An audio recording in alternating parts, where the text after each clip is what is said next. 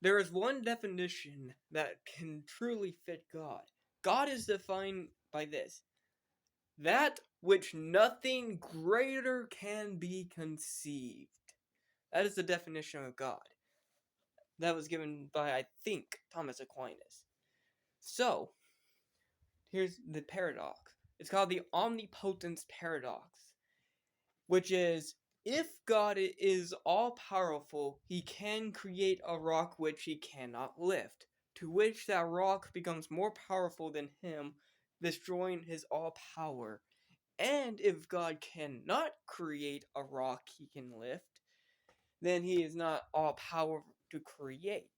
But what if that is a argument from the Unitarians? The Trinity can actually refute this argument. This is how I would put it. God can create a rock he cannot lift. But they can lift the rock. In that, one, God the Father can create a rock he cannot lift. But two, God the Son and God the Holy Spirit can lift the said rock. But three, that they all three cannot create, but four all can create. It's this unity and cooperation. If we were in the Tawhid of Islam, Allah cannot create this rock that he cannot lift. And if he did create this rock, then this rock will surpass Allah. To which this defines God in this simple term. The essence of God is three persons. A person is not the same as a distinction or separation of essences, but of that of relations to individuals. Christianity holds that the Trinity is unity, because God is defined by this as well. God can do things from himself, but not to himself. So, how does this work? If God can do things from, but not to, then God can definitively create this rock from himself, but not to himself. Or if it one person, then to himself he created a rock that he cannot lift, or cannot create this rock. But with themselves, they are creators, to which this makes the plural of God superior to the unity. That is singular. The singular unity of Tawhid, therefore, is not all power, ontologically, to that which the Trinity is. Secondly, or thirdly, I must say this. If there is a distinction in the persons, how does this work?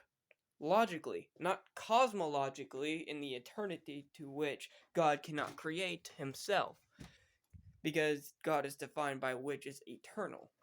But he can be distinguished with themselves, one mind, three persons. So how does this work? God is the Father, the Son is the Father, the Holy Spirit is Father. For the God to know himself, he must be distinguished eternally, to which causes the Holy Son and the Holy Father, to which they can distinguish themselves. For their essence is one God, eternal, all power, and all knowing.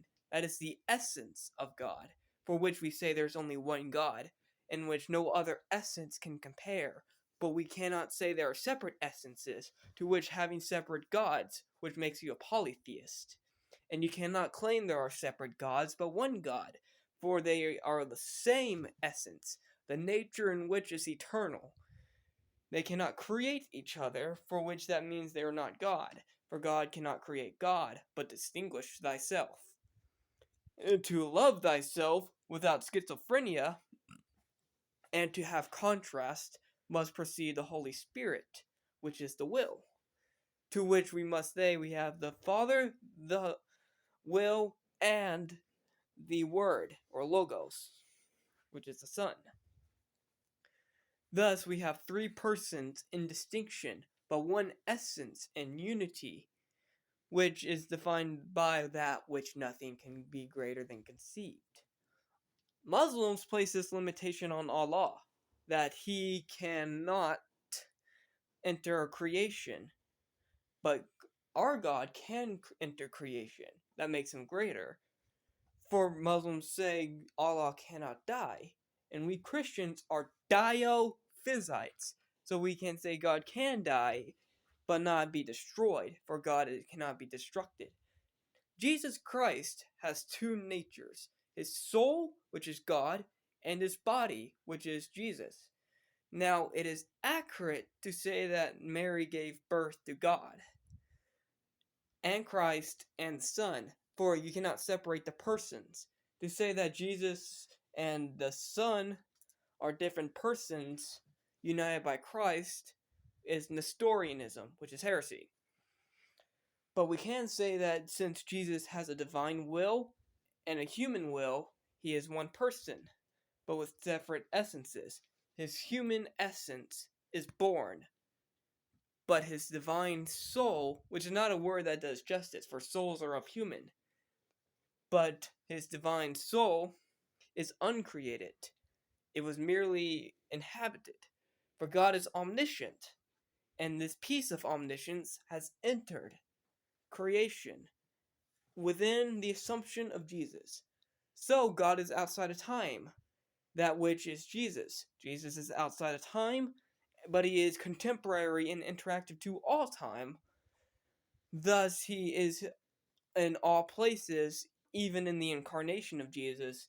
For the person of Jesus is merely the autonomy of Jesus in union of the same person with the spirit of Jesus, which is everywhere. Thus, there may be this paradox. Thus, God is all-knowing. Can Jesus be all-knowing? There's a verse that says that the Son may not know the hour. But what if that's not what he meant, other than to shut the apostles up? For as like candy withheld, to have the Jesus come to earth, his purpose to earth is to guide morality, not to guide the apocalypse, not to give the death date of the universe. When Jesus came to earth, he did something which is greater, and that is the greatest act of love, to die, to die for others, which Allah cannot do. But his all-knowing, of course Jesus is all-knowing, but people say he isn't because of this one verse. But the context of this verse is to shut up the apostles, to not disappoint them, for of course God is all-knowing. But to have a mechanism to shut them up, it is to withhold candy, so that they may no longer rumble. For it is different to say, I have the candy, but I'm not to give it to you, the children become anxious.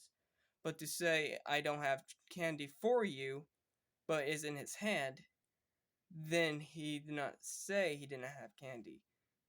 For the Son does know when the hour will come, for how can he not? For if he is God, and he doesn't know the date of the hour, then he knows the date before the hour, even by a day. Thus, this isn't a truism in and of itself, nor a lie, but with a withholding of technicalities, to which we maintain the integrity of the all-knowingness of God, the Son. But at the same time, God is two unities in Jesus, which is a nature of divinity and a nature of humanity. For say, we can say that God the Son knows the hour in his assumption of heaven, but maybe his incarnation does not know the hour. But let's say he may know the hour in the assumption of humanity, and he says he did not. That merely is a ploy to hold information to prevent the disappointment of the apostles. This is an ancient Orthodox Christian commentary, by the way. This omniscience topic is something that was covered by Kyle, an Orthodox Christian who covered it far better than I can. So, this is the ontology of Jesus, all-knowing, but which is nothing greater than. But the Muslims may say, how can God die and the universe be maintained? We say this: the flesh of Jesus has decomposed, but the soul is indestructible. And thus, even if the soul was destroyed, to which it was not, we had two other persons of the Trinity, the Father and the Son. They were not three separate modes of the same person. For the Father sent the Holy Spirit, and the Holy Spirit announced the Son, and the Son prayed to the Father. Why did he pray? Prayer just means communication, but it can also mean that Jesus' humanity is submitted to the Father as an emblem of perfection, what the perfect human must emulate. But God, the Son, and the Spirit cannot be subordinate to the Father or the Holy Spirit, to which they are all proceeded eternally from each other from the Father. Now, whether you're a filioquist or not, doesn't matter. It's just that there is divine synergetic procession of the Spirit. As I said, God is defined by that which nothing is greater than. So what is the greatness? God can create the increatable. Whoops, my YouTube. God can create the increatable essence of that rock. The paradox called the omnipotence paradox, which was actually my favorite paradox ever. When I learned the omnipotence paradox, I thought it was actually one of the best atheistic paradoxes ever, and I wonder how many people actually left their religions over that paradox. It was actually an amazing concept that I learned about. But it's also the love, to which God can assume a humanly body while being everywhere, not compromising his divinity. Thus we say he's truly man and truly God. So he is omniscience irregardless, and he's all love in that because he died. Allah would not dare to die for us, and therefore he does not do the greatest act of love, nor does he enter creation. Therefore he is limited in creation, and therefore can only exist outside of creation, which we Christians do not claim. We claim he can enter creation. Thus, there is the eternity in his unity, and his unity in his eternity, inside and outside of his existence, or rather, the existence of his creation.